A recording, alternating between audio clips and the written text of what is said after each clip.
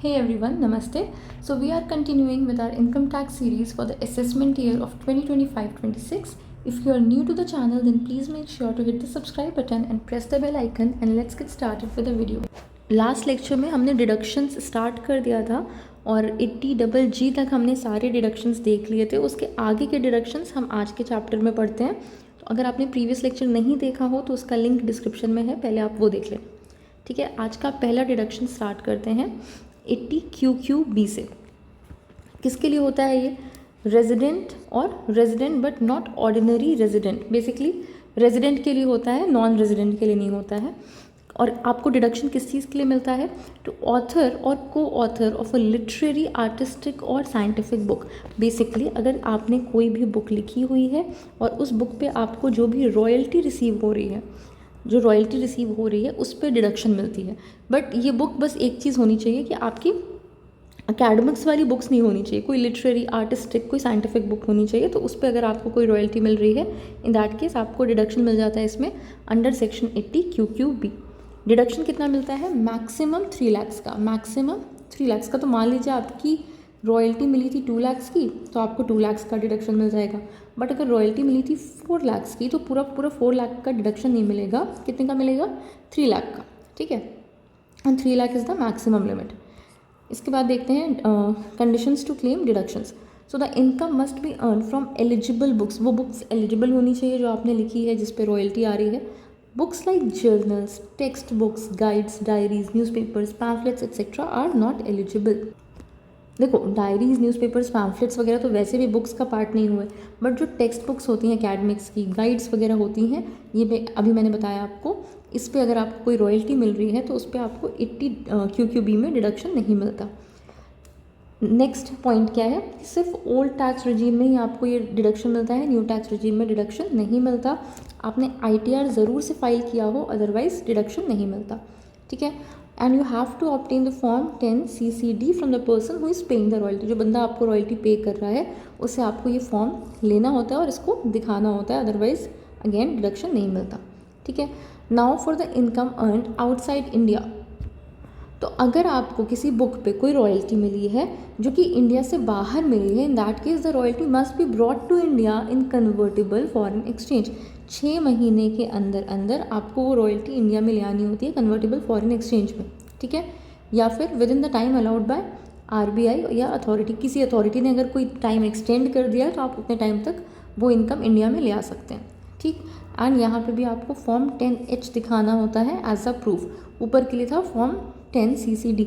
ये सारे forms important नहीं होते, बेसिकली आपको बस इतना पता होना चाहिए कि रेजिडेंट्स के लिए है, मिलती किसके लिए? अगर आपको रॉयल्टी मिल रही है किसी लिटरेरी, आर्टिस्टिक और साइंटिफिक बुक के लिए, और आपका मैक्सिमम डिडक्शन होता है 3 लाख का।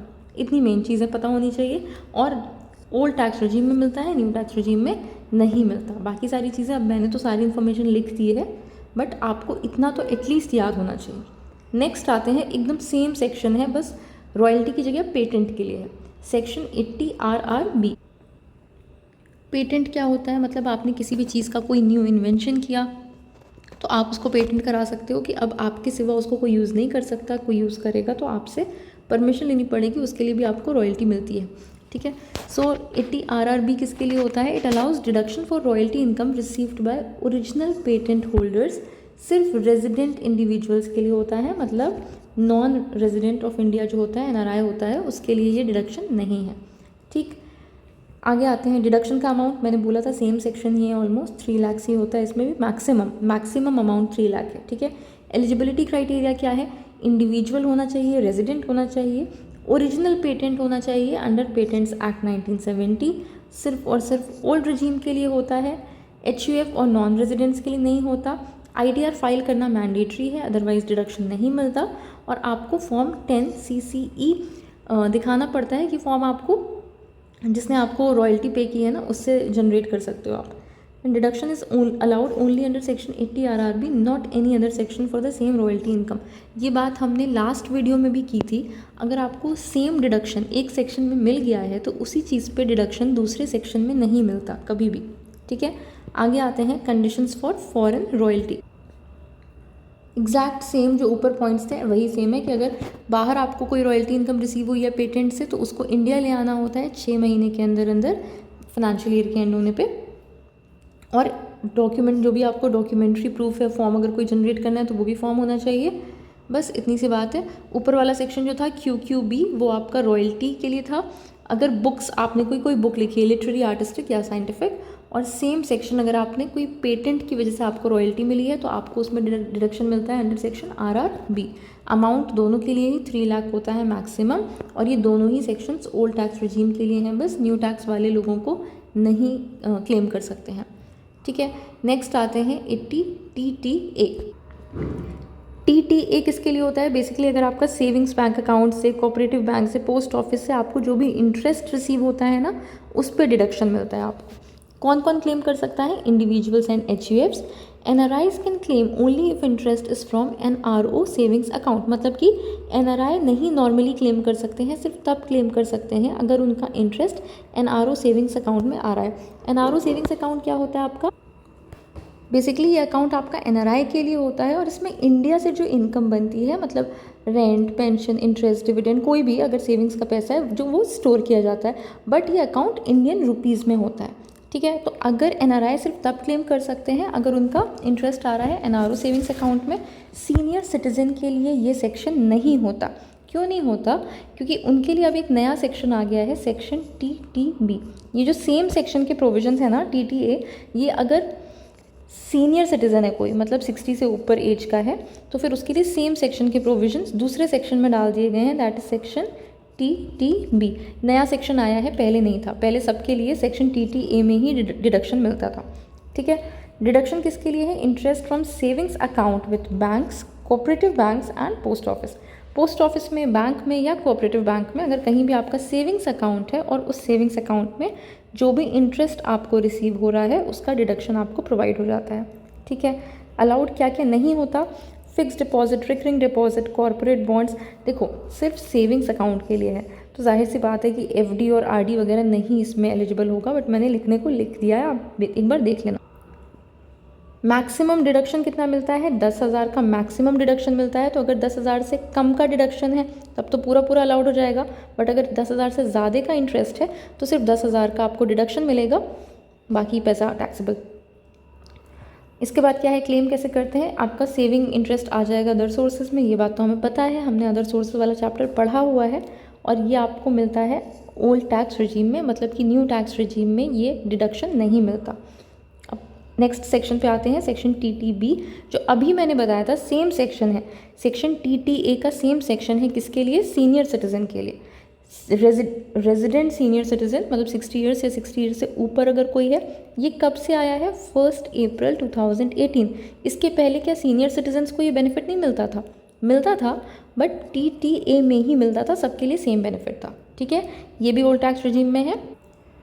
अब इसमें डिफरेंस क्या है? क्यों चेंज किया गया, नया सेक्शन क्यों ले आए? क्योंकि इसमें मैक्सिमम डिडक्शन बढ़ा दिया गया और 50,000 कर दिया गया। So if you are not a senior citizen तो आपके लिए ये डिडक्शन है 10,000 का, और आपको मिलता है ये सेक्शन 80 TTA में। But if the SSC is a senior citizen तो उसके लिए ये डिडक्शन हो जाता है 50,000 का अंडर सेक्शन TTB। बाकी सारी चीज़ें सेम है। ये भी सेविंग्स बैंक अकाउंट पे, इन लोगों को फिक्स्ड बैंक अकाउंट पे भी मिलता है, बट ये फिक्स्ड बैंक अकाउंट सिर्फ बैंक डिपॉजिट के लिए है। कोऑपरेटिव बैंक और पोस्ट ऑफिस के लिए सिर्फ सेविंग्स देखी जाती है। ठीक है, कौन कौन क्लेम नहीं कर सकता है? पार्टनरशिप फर्म, AOP, BOI, कोई नहीं क्लेम कर सकता, जिसके लिए है बस वही क्लेम कर सकता है, that is resident senior citizen. Last section पे आते हैं हम फिलहाल, मतलब एकदम लास्ट नहीं है, बट 80C से 80U में लास्ट आता है। इसके बाद कुछ कुछ एडिशनल सेक्शंस हैं, उसको पढ़ेंगे। 80U भी मैंने आपको लास्ट जब लेक्चर पढ़ाया था ना, तो उसमें हमने एक सेक्शन देखा था, सेक्शन 80DD। उसी का मैंने उस टाइम आपको बताया भी था कि इसका सेम सेक्शन सेल्फ के लिए होता है 80U। तो 80U किस लिए होता है? पहली बात तो रेजिडेंट इंडिविजुअल जिसको कोई डिसेबिलिटी हो। ठीक है, जो हमने सेक्शन 80DD देखा था उसमें क्या था कि SSC क्या जो डिपेंडेंट है, जो SSC है उस पर कोई डिपेंडेंट डिसेबल्ड है, मतलब उस पर कोई डिपेंडेंट है हु इज़ डिसेबल, तो उसके लिए आपको डिडक्शन मिलता था। यहाँ पे क्या है, एसएससी खुद ही डिसेबल्ड है अगर, जो कि 40% से ज़्यादा डिसेबिलिटी होनी चाहिए, तो इसको सेक्शन 80U में डिडक्शन मिलता है। सारे सेम अमाउंट है इसमें 75,000। अगर पार्शियल डिसेबिलिटी है मतलब 40% से ज़्यादा, 80% से कम, और अगर सीवियर डिसेबिलिटी है मतलब 80% से ऊपर, तो 1,25,000 का ये फिक्स्ड अमाउंट होता है। ठीक है, बाकी सारी चीज़ें भी सेम है इसमें। ये blindness, low vision, leprosy, hearing impairment, mental retardness, locomotor disability, mental illness, ये सारी चीज़ें हमने देख ली थी पिछले वाले में ही। डॉक्यूमेंट्स रिक्वायर्ड भी सेम है इसमें, सारे बिल्स और एक्सपेंस के प्रूफ होने चाहिए आपके पास। कौन कौन ये सर्टिफिकेट इशू कर सकता है, न्यूरोलॉजिस्ट जिसके पास एमडी हो न्यूरोलॉजी में, पीडियाट्रिक न्यूरोलॉजिस्ट बच्चों के लिए जो पीडियाट्रिशियन होते हैं बट न्यूरोलॉजिस्ट हो, और सिविल सर्जन या फिर सीएमओ गवर्नमेंट हॉस्पिटल के, ये सारे लोग आपका ये सर्टिफिकेट इशू कर सकते हैं, जिससे आपको 80U का डिडक्शन मिल सकता है। ठीक है, नेक्स्ट आते हैं छोटे छोटे से सेक्शन से। अच्छा, मेनली ग्रेजुएशन लेवल तक इससे ज़्यादा कोई सेक्शन नहीं पूछता आप लोगों के सिलेबस में। 80C से 80U में हमने जितने सेक्शंस देखे हैं ना लास्ट क्लास में और इस क्लास में, इतने ही सेक्शंस आते हैं। तो अगर आपके सिलेबस में ना हो तो इतना आपके लिए काफ़ी है, बट कुछ छोटे छोटे सेक्शंस हैं तो मैं पढ़ा दे रही हूँ। इफ़ यू थिंक कि आपके सिलेबस में है तो आप कंटिन्यू कर सकते हैं, और if you are not in graduation, अगर आप सीए का कोई फाउंडेशन या सीएस का फाउंडेशन या नेक्स्ट लेवल कर रहे हो इंटरमीडिएट, इन दैट केस आप आगे का भी पढ़ लेना। तो चैप्टर 6A में कुछ कुछ डिडक्शंस हैं 80IA से लेके 80PA तक। इसको जल्दी जल्दी बस देख लेते हैं हम। 80IA किसके लिए होता है, इंफ्रास्ट्रक्चर डेवलपमेंट के लिए। So this is applicable for businesses developing, operating और मेंटेनिंग इंफ्रास्ट्रक्चर फैसिलिटीज़। कोई भी ऐसे बिजनेस जो इंफ्रास्ट्रक्चर फैसिलिटीज़ को डेवलप कर रहा है, ऑपरेट कर रहा है, मेंटेन कर रहा है, तो इनको पूरा पूरा 100% डिडक्शन मिलता है अपने प्रॉफिट्स का। जितने भी प्रॉफिट्स हो रहे हैं ना, पूरा पूरा उसका डिडक्शन मिल जाता है 10 सालों तक, फॉर 10 कॉन्जिक्यूटिव असेसमेंट ईयर। ठीक है, next we have is section 80IAB, जो कि किसके लिए है, सीधा सीधा लिखा है development of special economic zones. तो यहाँ पे भी अगर कोई आप स्पेशल इकोनॉमिक जोन डेवलप कर रहे हो तो भी आपको जो भी प्रॉफिट हो रहा है ना, पूरा पूरा डिडक्शन मिलता है आपको 10 कॉन्जिक्यूटिव असेसमेंट ईयर्स तक स्पेशल इकोनॉमिक जोन में। अगर आपने मेरी जीएसटी वाली क्लासेस देखी होंगी और अगर थोड़ा बहुत जीएसटी वैसे भी पढ़ा होगा तो आपको पता होगा कि स्पेशल इकोनॉमिक जोन में हमें वैसे भी बहुत सारे बेनिफिट्स मिल जाते हैं, और यहाँ पे भी आपको सेक्शन 80IAB में 10 कॉन्जिक्यूटिव असेसमेंट ईयर्स तक पूरा पूरा 100% डिडक्शन मिलता है अपने प्रॉफिट्स का। Next we have is section 80IAC, this is for startups of specified business.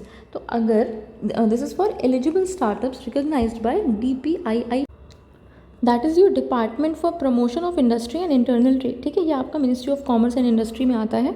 तो अगर इससे रिकॉग्नाइज्ड कोई एलिजिबल स्टार्टअप है तो आपको पूरा 100% डिडक्शन मिलता है प्रॉफिट्स का। कब तक, 3 कॉन्जिक्यूटिव असेसमेंट ईयर्स तक। ठीक है, नेक्स्ट हमारे पास है सेक्शन 80IB। ये क्या बोलता है कि नॉन इंफ्रास्ट्रक्चरल सेक्टर्स में अगर कोई भी बिजनेस है तो उसके लिए आपको डिडक्शन मिलता है। ठीक है, other than infrastructure. So deduction amount in period very based on business type. इसमें आपका डिडक्शन का जो अमाउंट है 100% नहीं होता, वो वेरी होता है। ठीक है, 80IBA ये किसके लिए होता है कि अगर अफोर्डेबल हाउसिंग प्रोजेक्ट्स से अगर इससे प्रमोट करने में आपको कोई प्रॉफिट हुआ है तो उसका आपको 100% डिडक्शन मिलता है। For builders of approved housing projects, अगर कोई अप्रूव्ड हाउसिंग प्रोजेक्ट का काम कर रहा है उससे आपको जो भी प्रॉफिट हो रहे हैं उसका 100% आपको एज अ डिडक्शन मिल जाता है अंडर सेक्शन 80IBA। नेक्स्ट आते हैं 80IC, special category states. Special category states ये भी हमने जीएसटी में पढ़ रखा है। Himachal Pradesh, Uttarakhand, north eastern states इसमें आते हैं। क्यों? क्योंकि यहाँ पे बिजनेस इन जनरल थोड़ा कम होता है, तो बिज़नेस को प्रमोट करने के लिए बहुत सारे एडिशनल डिडक्शंस दे दिए जाते हैं ताकि लोगों में थोड़ा सा हो कि अच्छा ठीक है थोड़ा और बिज़नेस कर सकते हैं, हमें बहुत सारे बेनिफिट्स मिल रहे हैं। तो इसमें भी 100% डिडक्शन मिलता है फॉर द प्रॉफिट्स पहले 5 कॉन्जिक्यूटिव असेसमेंट ईयर्स तक। ठीक है, उसके बाद अगले 5 असेसमेंट ईयर्स तक आपको 25% का डिडक्शन मिल जाता है। देखो पहले 5 साल तो पूरा पूरा 100% का डिडक्शन मिल रहा है, अगले 5 साल आपको 25% का या 30% का डिडक्शन मिलता है, डिपेंडिंग कि कैसा मतलब स्टेट कौन सा है। ठीक है, नेक्स्ट है 80IE। नॉर्थ ईस्टर्न स्टेट्स के लिए है ये। अच्छा, नॉर्थ ईस्टर्न स्टेट्स के लिए ये भी था, तो ऐसा नहीं है कि अगर सेम बिजनेस में सेम पर्सन को ये भी बेनिफिट मिल जाए और ये भी बेनिफिट मिल जाए, नहीं, ऐसा नहीं होगा। अगर आपको सेम प्रॉफिट पे ऑलरेडी एक बार डिडक्शन मिल चुका है तो आपको दूसरे सेक्शन पे डिडक्शन नहीं मिलेगा, ठीक है। So this is for new undertakings in north eastern states. North eastern states में अगर कोई नई एस्टैब्लिशमेंट, न्यू अंडरटेकिंग है तो उसके प्रॉफिट्स में 100% का डिडक्शन मिलता है 10 कॉन्जिक्यूटिव असेसमेंट ईयर्स तक, ठीक। नेक्स्ट आते हैं 80JJA। किसके लिए होता है? For any SSC who is engaged in collecting, processing और ट्रीटिंग बायोडिग्रेडेबल वेस्ट। डिडक्शन कितना मिलता है? पूरा 100%, मतलब जितने भी प्रॉफिट्स कमाए उसका पूरा 100%। कब तक? 5 असेसमेंट ईयर तक, ठीक है। नेक्स्ट सेक्शन है 80JJAA। किसके लिए होता है? एम्प्लॉयमेंट ऑफ न्यू वर्कमैन के लिए होता है। For businesses subject to tax audit, जो बिजनेस होते हैं ना जिनको टैक्स ऑडिट करवाना पड़ता है अंडर सेक्शन 44AB, उनको डिडक्शन मिलता है of 30% of additional wages that are being paid to the new employees. 3 assessment years तक डिडक्शन मिलता है। अगर आपने कोई नए एम्प्लॉयज़ रखे हैं उनको आप जो भी वेजेस दे रहे हो ना, उस वेजेस पे 30% का डिडक्शन मिल जाता है। आई नो सारे थोड़े थोड़े ट्रिकी लग सकते हैं, बट ठीक है, ये सारे ज़्यादा क्वेश्चंस आते नहीं हैं। आप इसका स्क्रीनशॉट ले लेना, 1-2 बार पढ़ोगे ना याद हो जाएगा। नेक्स्ट आते हैं section 80LA, offshore banking units. क्या होता है ये? For scheduled banks and units in international financial service centres और शेड्यूल्ड बैंक्स के लिए होता है। डिडक्शन कितना मिलता है आपको? बैंकिंग यूनिट के लिए है पहली चीज़ तो। डिडक्शन कितना मिलता है? पहले 5 साल में पूरा 100% ऑफ इनकम, उसके अगले 5 साल में 50% of the income. Next is section 80P, cooperative societies के लिए होता है। और डिडक्शन किस लिए मिलता है? Deduction of income in respect of specified activities. कुछ एक्टिविटीज़ जो गिवन एक्टिविटीज़ हैं उसके लिए कुछ आपको डिडक्शन मिल जाता है। कितना डिडक्शन मिलता है? 100%। एक्टिविटीज़ में देखो कुछ मैंने एग्जाम्पल दे दिया यहाँ पे, agricultural, marketing, banking, etcetera etcetera. Next आते हैं, लास्ट सेक्शन है ये section 80PA, that is for producer companies. For producer companies who are engaged in eligible businesses. अच्छा, अब ये एलिजिबल बिजनेसेस में क्या आता है, या ऊपर जैसे स्पेसिफाइड एक्टिविटीज़ में क्या आता है, इतना डिटेल में आपको बिल्कुल भी जानने की ज़रूरत नहीं है। But if you are eager then you can just check, है ना। If you are just curious about this then you can check, but for any exam point of view this is not relevant, ठीक है। You just need to know कि specified activities 100% deduction 80P में, eligible business producer company 80PA में deduction कितना? 100% deduction पहले 5 साल तक, ठीक है। बिगनिंग फ्रॉम असेसमेंट ईयर 2019-20, ठीक है। बस इतने सेक्शंस थे, ये सारे एडिशनल सेक्शंस हैं आपके चैप्टर 6A में। अगर इस पूरे चैप्टर में कोई डाउट हुआ हो तो कमेंट करके बताना। अगर लेक्चर पसंद आया हो then please give this video a thumbs up, subscribe to the channel, share the video with your friends. Next class में ना हम न्यू टैक्स रिजीम में कौन कौन से डिडक्शंस मिलते हैं उस पर पूरा डिस्कशन करेंगे। Thank you so much.